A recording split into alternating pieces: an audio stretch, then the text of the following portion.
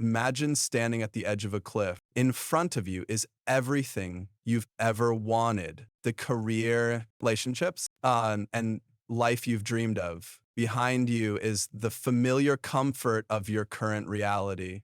Your conscious mind wants to jump forward, but something keeps pulling you back, something you can't quite name. That invisible force has a name. Psychological self-sabotage. And contrary to popular belief, it's not a sign of weakness. It's actually your brain's misguided attempt to protect you.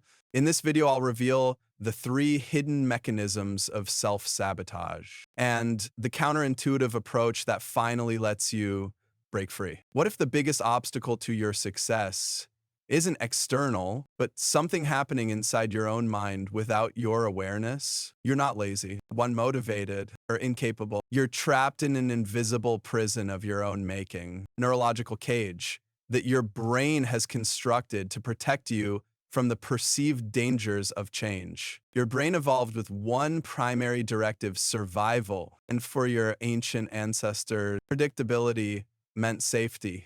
Change meant risk. Your neural circuitry is literally programmed to maintain homeostasis, not just in your body temperature and blood pressure, but in your very identity. This is what neuroscientists call identity homeostasis, a fascinating and frustrating mechanism that causes your brain to actively resist transformation, even when you consciously desire it. And when you attempt to change a deeply ingrained pattern, whether it's finally starting that business, committing to a fitness routine, or speaking up more in meetings, your brain registers this as a threat to your established identity.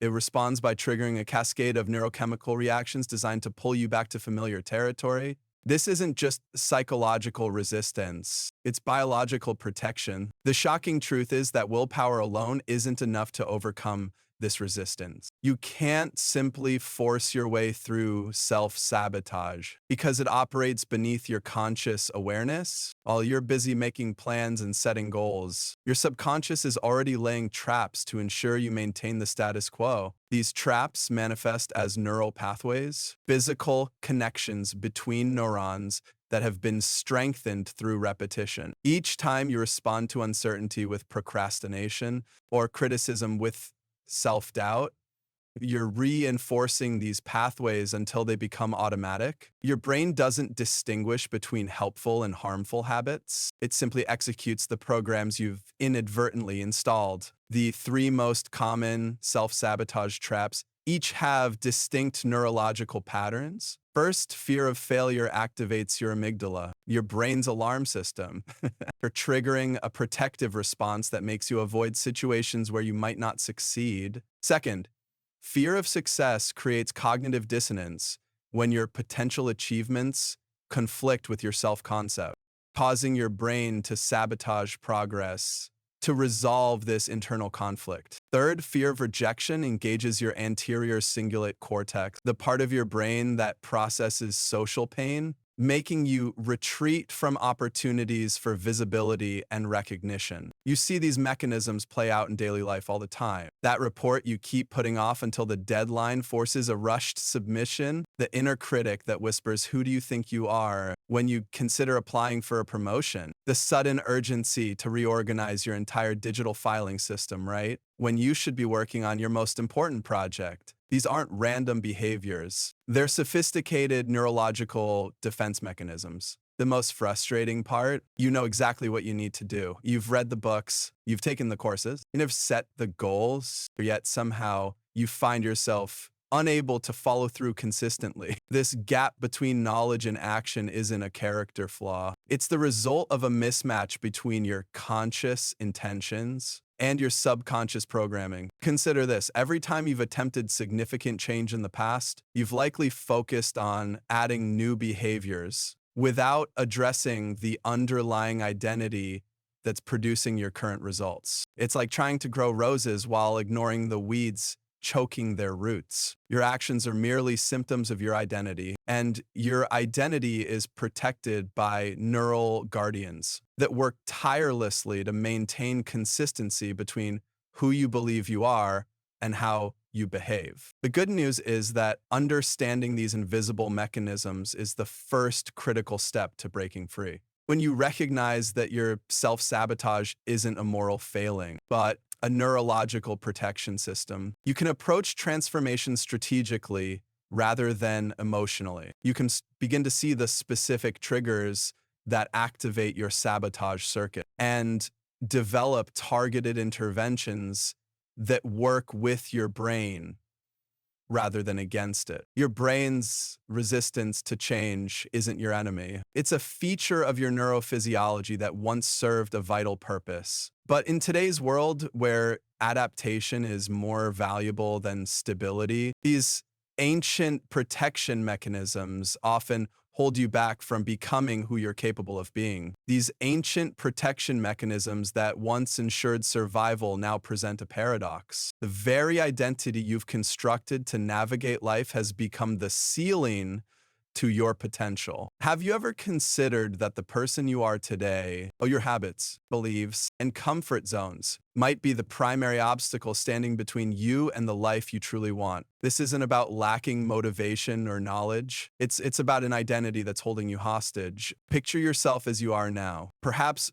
frequently disappointed by your inability to sustain momentum, watching opportunities pass by while you remain frozen in indecision, constantly wondering why you can't seem to bridge the gap between your aspirations and your reality. Now imagine a different version of yourself, confidently pursuing meaningful goals, making decisions aligned with your deepest values, and experiencing the satisfaction of growth rather than the frustration of stagnation. The distance between these two versions of you isn't measured in information or resources. It's measured in identity. Your current environment functions as a sophisticated maintenance system for your existing identity.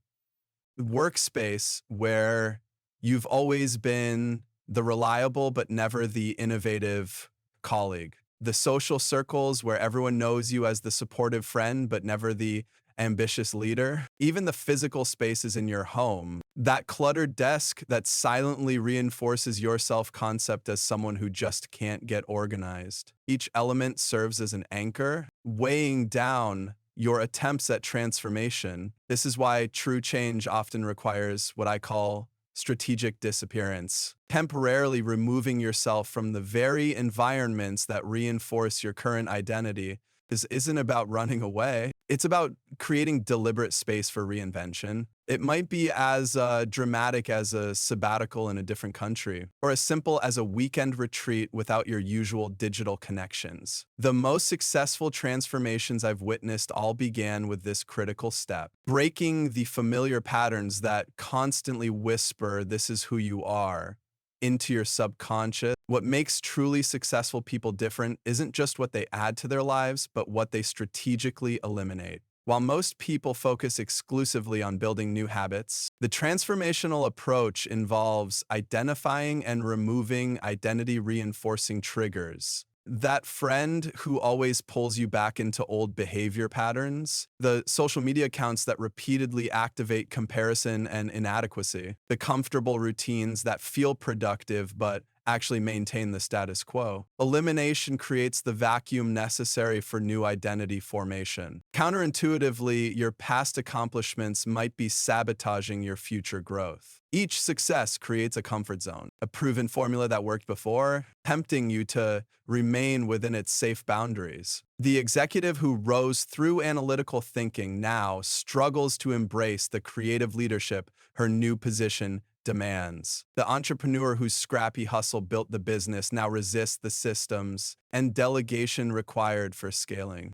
Your yesterday's winning strategy becomes today's limitation. To escape this trap, you need to recognize your personal sabotage triggers before they activate. This requires an identity audit, a systematic examination of the situations, relationships, and environments that consistently reinforce your current self-concept. When do you feel most locked into old patterns? Which relationships reinforce limiting beliefs about your capabilities? What physical environments trigger automatic behaviors that hold you back? Identifying these triggers is like mapping the invisible fence that contains your potential.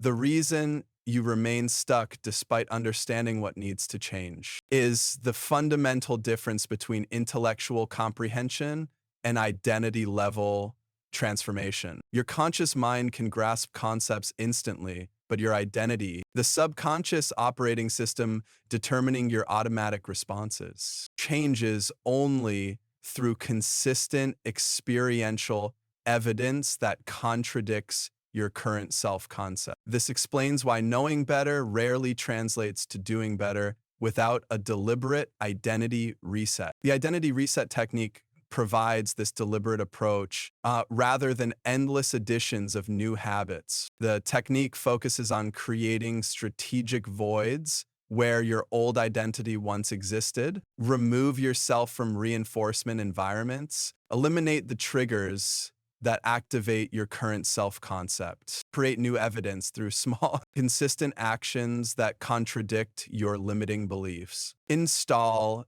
environmental cues that support your emerging identity. This isn't self-improvement. This is self-reinvention, replacing the operating system rather than just adding new programs. Let's be completely clear about what's happening here. You've been trying to change your life by adding more goals, more habits, more to-do lists. That approach fundamentally misunderstands transformation. True change happens through subtraction. This week, I want you to identify just one self-sabotage pattern and apply what we've discussed. Instead of immediate action, begin with strategic inaction. Create space where your old responses once lived. Remember this: acquiring more knowledge isn't your obstacle. You already know what to do. Your current identity is the barrier. Shift who you believe you are at the core. Your actions will naturally align with that new self-concept.